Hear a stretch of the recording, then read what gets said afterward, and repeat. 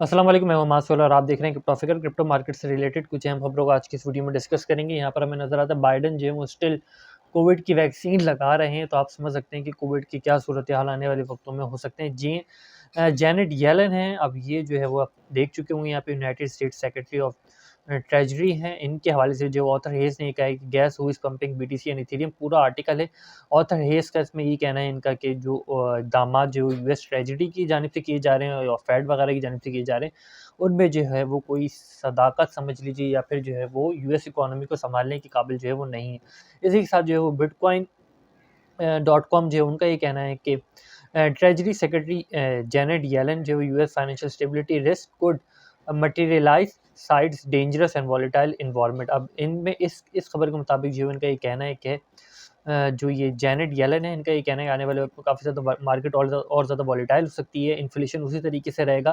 तो ज़ाहिर सी बात ये तमाम चीज़ें इस तरफ इशारा करती हैं कि ये दिसंबर में या नवंबर में जो इंटरेस्ट रेट हाई करेंगे या इनको हाई करना पड़ेगा। अब ज़ाहिर सी बात है ये करें या ना करें, लेकिन इस किस्म की खबर जो है वो गोल्ड को पंप करती है कि लोग अपनी इन्वेस्टमेंट निकाल के गोल्ड में लेके जाते हैं। ज़ाहिर सी बात है जब गोल्ड में लेके जाएँगे तो लॉन्ग टर्म इन्वेस्टमेंट के लिए लेके जाएँगे, एक स्टेबल समझ लीजिए कमोडिटी, या फिर समझ लीजिए गोल्ड जो है वो कभी भी दोबारा जो है वो नीचे नहीं गिरता। इसके साथ गोल्ड जैसी प्रोडक्ट जो होती है, जैसे गोल्ड हो गया, सिल्वर हो गया, इस प्रोडक्ट में जो लोग अपनी इन्वेस्टमेंट करते हैं ताकि बाद में जब ये डॉलर स्टेबलाइज हो तो गोल्ड सेल आउट करके दोबारा से डॉलर में आ सकें। ज़ाहिर सी बात है जो लोग गोल्ड को जानते हैं वो सिर्फ गोल्ड में जाएंगे, लेकिन जो लोग बिटकॉइन और इथेरियम को जानते हैं वो फिर बिटकॉइन और इथेरियम में भी आएंगे गोल्ड के साथ साथ। कुछ पोर्शन का गोल्ड में रहेगा, कुछ सिल्वर में रहेगा, कुछ बिटकॉइन में रहेगा, कुछ इथेरियम में रहेगा। इस चीज़ को कल हमने डिस्कस किया था आपके साथ, तो ये खबर जो है वो कुछ उसी से रिलेटेड है, तो सोचा कि आपके साथ जो है इसको रिकॉल करा दिया जाए। सेम जो है वो गोल्ड बाय करने की बात जो है वो, और बिटकॉइन और इथेरियम बिटकॉइन बाय करने के बाद रियल क्योसिकी करते हैं, गोल्ड बाय करने के बाद जो है वो पीटर स्किफ करते हैं, और रियल क्योसिकी गोल्ड और बीटीसी की बात जो है वो करते हैं।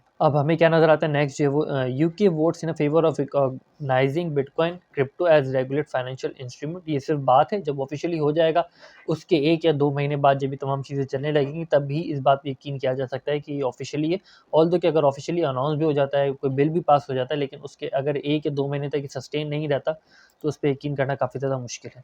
नेक्स्ट हमें क्या नज़र आता है कि ये एक प्रॉब्लम सिचुएशन क्रिएट हो सकती है यूएसए के लिए, क्योंकि जो सऊदी अरब है वो ब्रिक्स में जा चुका है। अब ब्रिक्स में जाने की वजह से जो डी-डॉलराइजेशन वगैरह पे काफ़ी ज़्यादा इम्पैक्ट पड़ेगा यूएसए की इकोनॉमी के ऊपर, और जो ऑयल की जानिब से उनको जो फंड्स वगैरह वो अपने कवर अप करते हैं उसमें जो है वो काफ़ी ज़्यादा उनको जो है प्रॉब्लम क्रिएट करनी पड़ेगी। और रिसेंट टाइम में जो है वो कोई नई बड़ी जंग भी जो है वो यूएसए करने की कंडीशन में नहीं है, क्योंकि अगर वो कोई जंग नहीं कर ले तो भी जो है वो उसकी इकोनॉमी काफ़ी ज़्यादा स्टेबल हो जाएगी। इस चीज़ को हम आपके साथ तकरीबन जो है वो राउंड अबाउट 1 महीने से डिस्कस करते आ रहे हैं, और पिछले जो तकरीबन 10 से 15 दिन से जो वो कंटिन्यूस बेसिस पे डिस्कस कर रहे हैं। The amount of bitcoin on exchanges just keep dropping. अब जैसी बात, अगर आप हमारी पुरानी वीडियो देख रहे होंगे तो इसको आप इजीली समझ चुके होंगे, नहीं समझे तो आगे जाके दोबारा से इसको रिकॉल करा देंगे। Elon Musk tell bankers that 44 billion Twitter deal will close on Friday. अब आइदर के इसका इम्पैक्ट हमें डॉजकॉइन में नज़र आएगा पंप और डंप की सूरत में। डॉजकॉइन के एक और पंप और डंप बर्न वाला था, उसको हमने डिस्कस किया था कि इस किस्म की चीज़ें डॉजकॉइन का न्यूज़ पे बहुत इम्पैक्ट होता है। अगर कोई न्यूज़ इस किस्म की आती है तो डॉजकॉइन जो वो पंप लेता है और फिर उस हिसाब से जो मार्केट में डंप भी करता है, लेकिन न्यूज़ पे बहुत ज़्यादा डिपेंड रहता है डॉजकॉइन। ओवरऑल मार्केट की ये वर्ल्ड वाइड ये कंडीशन, S&P 500 इंडेक्स की देखें तो ये कंडीशन हमें नज़र आती है जो कि काफ़ी ज़्यादा ग्रीनिश है। इसी के साथ पूरा 1 हफ्ता रह चुका है, 2 नवंबर को नेक्स्ट जो है वो हमें ये नज़र आएगा। अब नेक्स्ट हमें क्या देखते हैं कि फ्यूचर इंडिसेस इस वक्त हमें नेगेटिव में नज़र आते हैं, ओपन है, और मेजर इंडिसेस जो है पॉजिटिव में नज़र आते हैं। यहाँ पे आप देख सकते हैं कि मार्केट ने पहले ही अपने आप को जो करेक्ट करना शुरू कर दिया, करेक्शन करनी शुरू कर दी है अकॉर्डिंग टू RSI। इसको थोड़ा सा आगे डिस्कस करूँगा, लेकिन आप यहाँ से ईजिली जज कर सकते हो कि फ्यूचर इंडिसेस इस वक्त ओपन है, नेगेटिव में, और मेजर इंडिसेस क्लोज हुए थे पॉजिटिव में। नेक्स्ट इसके बाद अगर देखें तो ऑप्शंस की अगर मैक्सिमम प्राइस देखें बिटकॉइन की 19,500 के करीब है, कल 19,000 थी, तो 28 अक्टूबर की जो मैक्सिमम प्राइस है वो काफ़ी ज़्यादा जो इंपॉर्टेंट रोल प्ले करेगी। इसी के साथ 4 नवंबर की जो मैक्सिमम प्राइस है वो भी एक क्रूशल रोल जो है वो प्ले करेगी। अगर मार्केट कैप के वाले से देखें तो इथेरियम हमें पंप होता हुआ नजर आता है, बिटकॉइन 5% गेन करता हुआ नजर आता है। ऑल्दो कि अगर आप देखें तो हमें आडा भी नजर आता है, BNB नजर आता है, यूनी नजर आता है। डेली टाइम फ्रेम में देखें तो काफ़ी सारे मल्टीपल आउट कॉइन्स जो है वो हमें परफॉर्म करते हुए नजर आते हैं। वीकली टाइम फ्रेम में मार्केट कैप से हटकर देखें तो काफ़ी सारे छोटे कॉइन्स परफॉर्म करते हुए नजर आते हैं। HT मोबाइल ग्लोबल को हमने पहले भी आपके साथ डिस्कस किया था, और इसी के साथ डॉज कॉइन को भी देख सकते हैं, यहाँ पर जो वो आपको नज़र आता है। नेक्स्ट ज़रा सा देख लें, बाय फ्लो में हमें नज़र आता है इथेरियम, सोलाना, वॉट, BTC,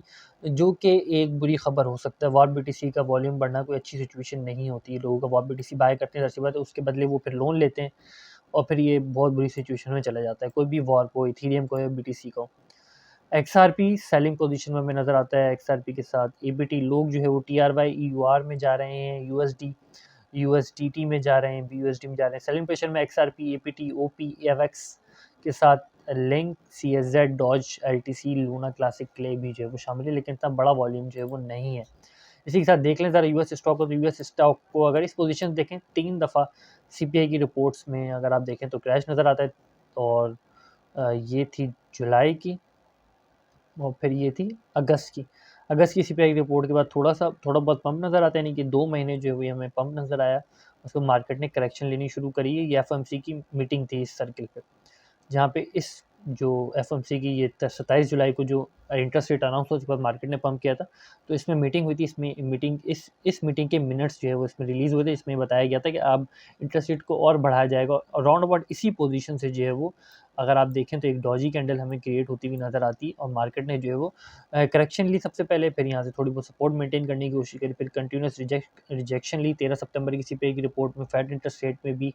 फिर फेड की जो अर्जेंट मीटिंग हुई थी उससे थोड़ा बहुत मार्केट ने पंप किया, तो दोबारा जो है मार्केट ने करेक्शन ली। फिर 13 अक्टूबर के राउंड अबाउट से जो है वो मार्केट जो है वो एक रिकवरी की जानिब जो है वो हमें जाती हुई नज़र आ रही है। ऑल्दो कि अगर इस पोजीशन से रिकवर करती है, इसके चांसेस काफ़ी ज़्यादा कम है, तो फिर हमें 1 महीना तकरीबन राउंड अबाउट जो है वो मार्केट रिकवर करती हुई नज़र आ सकती है, लेकिन जिसके चांसेस बहुत ज़्यादा कम है। पॉसिबिलिटीज़ यही है कल के दिन या फिर परसों के दिन जो है वो मार्केट रिजेक्शन ले सकती है। ऑल्दो कि किस हिसाब से मार्केट वेरिएट करती है, तमाम चीज़ों को जो है वो आने वाली वीडियो में डिस्कस करेंगे। डॉलर करेंसी इंडेक्स में अगर डॉलर को देखें तो डॉलर बुरी तरीके से नीचे गिर रहा है। इस तरीके से अगर डॉलर क्रैश करेगा तो लोग जो है वो गोल्ड में चले जाएंगे, बॉन्ड मार्केट क्रैश होगी। अगर बॉन्ड मार्केट क्रैश होती है तो फिर भी स्टॉक क्रैश होंगी। अगर आप ऐसे देखें डॉलर करेंसी इंडेक्स नीचे आ रहा है, डॉलर नीचे आ रहा है, ज़ाहिर सी बात है स्टॉक ऊपर जाएंगी। लेकिन अगर ये बहुत तेज़ी से क्रैश करता है तो बॉन्ड मार्केट क्रैश करेगी, और बॉन्ड मार्केट क्रैश करती है तो सब कमोडिटी में जाएंगे, स्टॉक्स में नहीं जाएंगे। गोल्ड वगैरह, सिल्वर है, इन तमाम चीज़ों में जो है वो जाएंगे। और जो थोड़े से प्रो हैं, यानी कि न्यू माइंड सेट है, वो बिटकॉइन इथेरियम में आएगा। ज़ाहिर सी बात है ज़्यादा इन्वेस्टमेंट हमें गोल्ड, सिल्वर वगैरह में नज़र आती हुई आएगी, और ये एक लाइफ साइकिल है, इसी तरीके से चलता हुआ आता है। तो डॉलर करेंसी इंडेक्स से इस तरीके से जो क्रैश करना है, ये एक अच्छी सिचुएशन है, जैसे बात जिसके बाद जो है यूएस इकोनॉमी को इंटरेस्ट रेट को हाई करना ही पड़ता है डॉलर को स्टेबलाइज करने के लिए। तो स्टिल जो है वो ओवरऑल सिचुएशन है। रिसेंट टाइम फ्रेम में देख लें तो 9 घंटे 11 मिनट के बाद ये ऊपर हो जाएगा। तकरीबन 8 घंटे के बाद अगर फ्यूचर इंडेक्सेस को देखें, 8 घंटे के बाद फ्यूचर इंडेक्सेस यहाँ से रिकवरी थोड़ी बहुत ले लेता है, और ये जो एक एरो, ऑल्दो कि कोई सपोर्ट नहीं है ये, लेकिन ये जस्ट ऐसी ड्रॉ की थी। अगर इस एरो के ऊपर चला जाता राउंड अबाउट इस रेंज 3876 के राउंड अबाउट चला जाता दोबारा से 8 घंटे के अंदर, तो फिर हमें जो है वो नेक्स्ट ओपनिंग में भी एक अच्छा पॉजिटिव साइन जो नज़र आएगा। और फिर जाहिर सी बात है कि इस अकॉर्डिंग टू दिस RSI, जो 4 आवर का RSI होगा, राउंड अबाउट थोड़ी बहुत रिकवर करके जो है वो राउंड अबाउट 70-80 को क्रॉस करके मार्केट दोबारा से जो है वो रिजेक्शन लेगी। इसी के साथ थोड़ा सा देख लें, बिटकॉइन 1,20,000 के करीब जो है वो अकाउंट लिक्विडेट हुए हैं, ट्रेडर लिक्विडेट हुए हैं। और आप देख सकते हैं ये शॉर्ट का वॉल्यूम है। ज़ाहिर-सी बात है जब इतनी शॉर्ट होगी तो बिटकॉइन शॉर्ट नहीं होगा। जब बिटकॉइन में इतनी शॉर्ट है तो यूएस स्टॉक में कितनी शॉर्ट की पोजीशंस होगी, फ्यूचर इंडेक्सेस में कितनी शॉर्ट की पोजीशंस होंगी, नैस्डैक में, डॉ जोन्स में कितनी शॉर्ट्स की पोजीशंस होंगी, जो तमाम की तमाम जो है वो लिक्विडेट हुई थोड़े बहुत पंप के साथ। ऐसी बात है अगर ये शॉर्ट कर जाता, अगर यूएसए की स्टॉक क्रैश कर जाती, बिटकॉइन क्रैश कर जाता, तो फिर बहुत सारी एक्सचेंजेस, बहुत सारे बड़े बड़े इंस्टीट्यूशन भी क्रैश करते और मार्केट बहुत ज़्यादा क्रैश करती। तो ज़ाहिर सी बात है एक्सचेंजेस ने जो है वो आखिरी बार जो खाना खाया था तो तकरीबन 22 सितंबर को खाया था। 22 सितंबर के बाद जो है वो 25 अक्टूबर को मार्केट ने जो है वो खाना खाया है, और थोड़ी सी वेरिएशन 5% BTC के वेरिएट करने से जो बिटकॉइन अच्छा खासा खाना जो खा चुकी है। अब यहाँ पर अगर आप देखें तो 19 अगस्त को लॉन्ग लिक्विडेट हुए थे और 25 अक्टूबर को शॉर्ट लिक्विडेट हुए थे। कुछ टाइम तक चलता रहेगा शॉर्ट लिक्विडेशन। मार्केट का सेंटिमेंट जब लॉन्ग में जाएगा फिर मार्केट जो है वेरिएट करती है। ऑल्दो कि इसको अगर दोबारा से रिकॉल कर लें, 19 अक्टूबर को बिटकॉइन के चार्ट देख लीजिएगा और 25 अक्टूबर को बिटकॉइन के चार्ट देख लीजिएगा, थोड़ा बहुत समझ में आ जाएगा आपको। यही वो सिचुएशन है। बिटकॉइन स्टिल जो है वो 1,38,000 के करीब मार्केट से एग्जिट है, और ये एक शॉर्ट की पोजीशन बिटकॉइन की बिल्ड करता है, सबको यही नज़र आता है। ज़ाहिर सी बात है कि इतना ज़्यादा BTC बायर हो तो 5,000 भी 6,000 भी एंट्री लेगा तो बिटकॉइन बहुत ज़्यादा क्रैश करेगा। सब ने शॉर्ट की पोजीशन मेंटेन की हुई है। यूएस इकोनॉमी देख लें, यूएसए के हालात देख लें, ये इलेक्शन देख लें, फेड इंटरेस्ट रेट वगैरह तमाम चीज़ों के वाले से एक शॉर्ट की पोजीशन बनती है। जब बहुत ज़्यादा शॉर्ट हो तो फिर ज़ाहिर-सी बात है कि मार्केट लॉन्ग करती है। ऑल्दो कि मार्केट ने इतना ज़्यादा लॉन्ग नहीं किया, लेकिन ज़ाहिर-सी बात है कि मैं खुद जो है वो इतना ज़्यादा मुझे लग रहा था कि इतने ज़्यादा अकाउंट जो है वो आने वाले वक़्त में हमें नज़र आएँगे कि ज़्यादा अकाउंट लिक्विडेट होते हुए। इसको हमने ग्रुप में भी डिस्कस किया था एक पोस्ट के कमेंट में, लेकिन इतने ज़्यादा होंगे मैं एक्सपेक्ट नहीं कर रहा था। नेक्स्ट हमें क्या नज़र आता है, बिटकॉइन ने जो है वो मूविंग एवरेज ट्रेंड लाइन को ब्रेक किया। नेक्स्ट जो बिटकॉइन 100 एक्सपोनेंशियल मूविंग एवरेज की जानिब जो जा रही है और एक साइडवेज मूवमेंट ये ले चुका है, तो जाहिर सी बात है कि चांसेस हैं कि इसको भी जो है वो ब्रेकआउट कर सकती है। अगर ये स्टीपर होता, नीचे डिक्लाइन फॉर्म में होता, तो फिर काफ़ी मुश्किल होता, लेकिन स्टिल होपफुल है कि यहाँ से जो है वो बिटकॉइन अगर ऊपर ही की जानिब जाता रहता है तो फिर ये जो कि सिचुएशन रहेगी यूएसए की इलेक्शन पे डिपेंड रहेगी और जो इंटरेस्ट रेट वगैरह है वो फिर यहाँ से हमें रिजेक्शन देखने को मिल सकती है अराउंड अबाउट 22,000 के करीब से।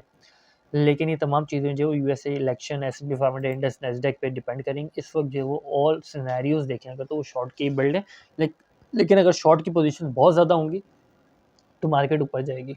इसी के साथ देख लें तो कुछ सिचुएशन कुछ खासी अलग नहीं है। पॉइंट ऑफ कंट्रोल इस रेंज पे था, फिर पॉइंट ऑफ कंट्रोल को इस रेंज में क्रिएट करने की कोशिश की। यहाँ पर अगर आप देखें तो आपको वॉल्यूम नज़र आता है, लाइंस जो है वो आप देख सकते हो यहाँ पे लाइन नज़र आती है। यहाँ कोशिश की जा रही थी कि इसी डे में 25 अक्टूबर को पॉइंट ऑफ कंट्रोल इधर है या इधर जो है वो क्रिएट हो जाए, जो रिप्रेजेंट करता है कि नेक्स्ट पॉइंट ऑफ कंट्रोल जो है वो इसी रेंज में क्रिएट होगा अगले दिन, और जो कि हुआ। इस रेंज पे भी देखें 3-4 जगह जो है वो पॉइंट ऑफ कंट्रोल क्रिएट करने की कोशिश की। फाइनली पॉइंट ऑफ कंट्रोल जो है वो राउंड अबाउट 20,000 के करीब जो है वो क्रिएट हुआ है। और यहाँ पर अगर आप देखें तो सिचुएशन हमें कुछ इस तरह की नज़र आती है। पॉइंट ऑफ कंट्रोल को मैनिपुलेट करके क्रिएट करने की कोशिश की गई, फिर इसी को जो है वो रेंज को इसने फॉलो अप किया। सेम यहाँ पर देखें तो सेम यही वाला पॉइंट ऑफ कंट्रोल जो बिटकॉइन इस वक्त जो है फॉलो अप कर रहा है, तो स्टिल एक साइडवेज मूवमेंट है, कोई ऊपर या नीचे जाने वाली सिचुएशन जो है वो नहीं है। वीकली टाइम फ्रेम में देख लें तो और सिचुएशन क्लियर हो जाती है कि ओवरऑल वीकली टाइम फ्रेम में क्या सिनेरियो जो है वो चल रहा है। स्टिल 200-300 मूविंग एवरेज के बीच में और 200 टू 300 मूविंग एवरेज के बीच का जो डिफरेंस है 17,999 मतलब 17,800 से लेकर 23,700 तक, तो यही वो छोटी सी रेंज है जिसके बीच बिटकॉइन तकरीबन 13 जून से इस वक्त तक जो है वो मौजूद है। कोई खासी वेरिएशन नहीं करी। अगर आप देखें सिंपल एक कैंडल की अगर बिटकॉइन की वेरिएशन देखें एक वीक की, तो 17,500 से बिटकॉइन ने वेरिएट किया था 26,900 मतलब 27,000 तक।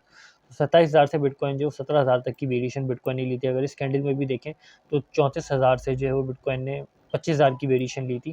तो राउंड अबाउट इतनी छोटी वेरिएशन में बिटकॉइन 23,700 से लेकर 17,900 की रेंज जो है वो इसी रेंज में कर रहा था। ऐसी बात है एक साइडवेज डीसीए टाइम होता है और यहाँ पे जो है वो वेट किया जाता है कि कोई बड़ी मूवमेंट ले, बड़ा जंप ले, ऑल्दो कि इसको क्रॉस आउट करे, तभी एक जो है वो एक अपवर्ड ट्रेंड नज़र आता है। अगर वो 3 महीने 6 महीने का हो उससे जो है वो कोई फ़र्क नहीं पड़ता। आपकी इन तमाम चीज़ों के बारे में क्या राय कमेंट में ज़रूर मेंशन कीजिएगा। फिर वक्त तक के लिए इतना ही। फ़कीर को अपनी दुआ में याद रखिएगा। खुदा हाफ़िज़, नासिर फ़ी अमान अल्लाह।